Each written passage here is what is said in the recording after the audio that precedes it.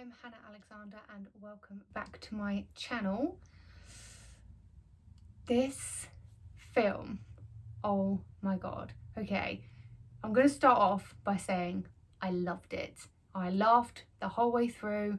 I quite possibly cried. Did I cry? It's very likely that I cried. I cry at everything.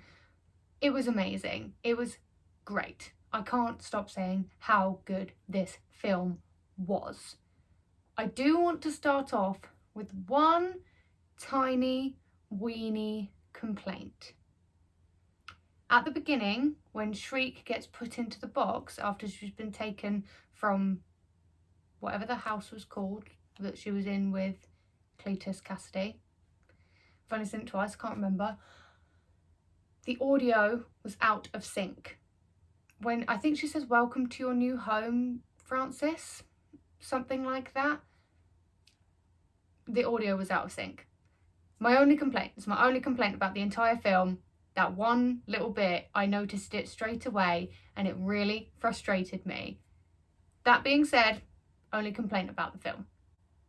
I found Venom's character development absolutely brilliant. He was funny, he was sassy, he was a little bit stroppy sometimes. I love him. His shadiness and his lack of impulse control is very, very me. Basically, I'm Venom. I am Venom.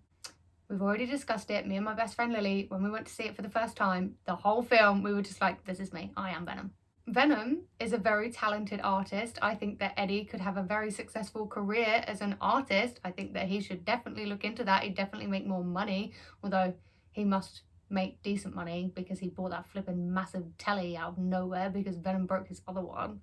I'm sure in the first one it was a big storyline that he didn't have a lot of money. Where did he get the money for that TV? Maybe from the story that he wrote about the bodies being buried, actually. Forget I said that. Speaking of where the bodies were buried, something very silly that I noticed is that where the bodies were found was where One Direction shot What Makes You Beautiful. And yes, I know that Blink-182 did it first, but it was the site for What Makes You Beautiful, like the video. So I just thought that was quite funny. My top Venom quotes of the movie, or at least the ones that I took note of, are "Sonny and Cher are best friends," about the chickens. Brilliant. "I am Barry Manilow," when Mrs. Chen said that she was 39. Anne is on the phone, Eddie, when they were jumping across and he stopped everything so that Eddie could answer the phone and hung them off of the side of the building. Just no impulse. I love it. "I'm going to make you cry, Eddie. She will love it," when Anne tells Eddie that she's getting married to Dr. Dan. And "Time to die. I mean us. We are going to die." I could talk about every single comment or argument that Venom made in this entire movie, so I had to limit myself and stop writing his quotes down because honestly, it was hilarious. It was very reminiscent to me of when you read the Harry Potter books, all of Harry's inner thoughts, which make the book so funny. I felt that was very similar to how we had Venom in this movie, and also a bit like Spider-Man's quips because he's funny. So I just thought it was a very good way to bring more humour to the movie. I would also like an entire album recorded by Venom, please and thank you, Sony. I thought that was hilarious. Cletus's final meal on death row looked rubbish. Is a final meal not a thing anymore? A last meal on death row? Or is that what he chose? Because it looked disgusting. I would never eat it. And if it was my final meal, I'd want something a lot more substantial than the absolute muck that he got. Venom sticking up for Eddie when Cletus was rude to him, or anytime Venom calls Eddie pal or friend, absolutely makes my heart swell.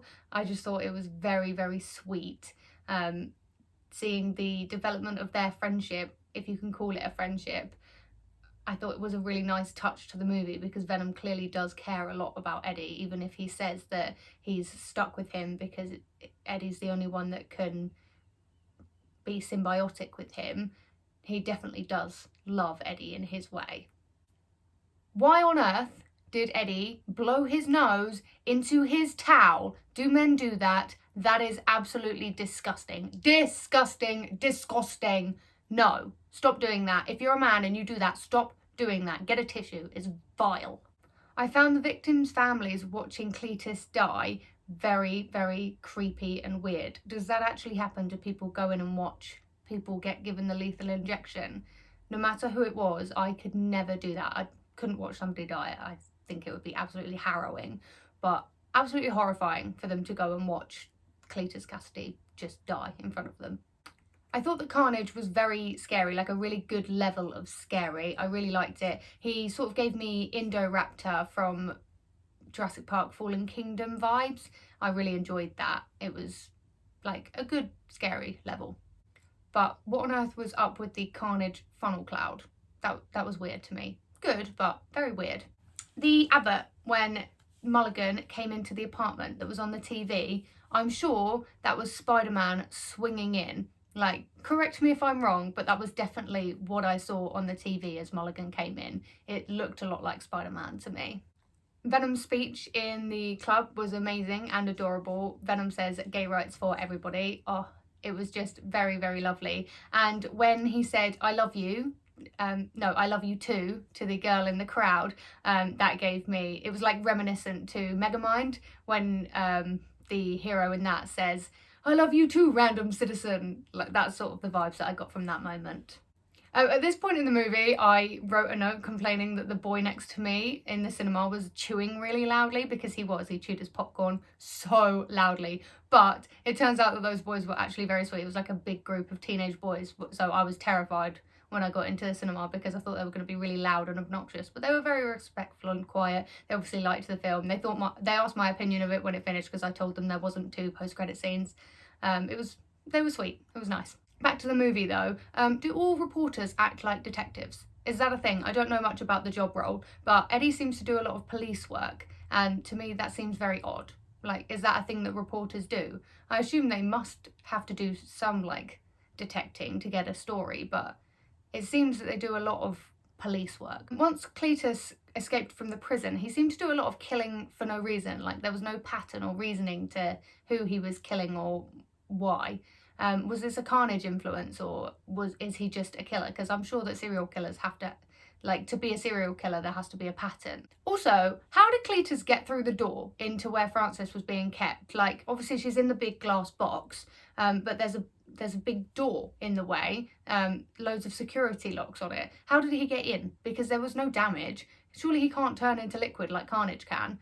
Like, I don't understand how he was in there. Obviously it was very funny because he was like, peekaboo, here I am. But how did he get in? How did he get in? When Carnage lifted the car up and it was in all of the, like, webbing, was that an homage to Spider-Man 3 when Mary Jane's in the car up in all of the webbing as well? Because that was Venom webbing too. So I don't know if that was a homage to that movie. Anne flirting with Venom was very cute, and Dr. Dan just hovering behind her saying, you said there wasn't going to be any aliens. I really enjoyed Dr. Dan's character development in this movie. He felt a lot more involved. I thought he was very funny. He was one of the funniest characters for me, other than Venom. Also, Dr. Dan put in his cats into carriers so that he could escape with them. Priorities in the right place. But when he had to go and rescue Anne with Eddie and Venom, did he take the cats out of the carriers? I like to hope that he didn't just leave them in the carriers, but that's because I'm a cat person. Actually, my cat is literally asleep right there. I loved the black wedding dress. I think it was very beautiful. It was smart of them to not put her into white. I thought that the black was the correct choice, but I also really think that black wedding dresses are beautiful in general. I think that it fit her really nicely. It was the right style for her. It was just amazing. Where is she? Was very clever, the Batman reference. It was just funny. I don't know what to say about all these quotes. They are just funny.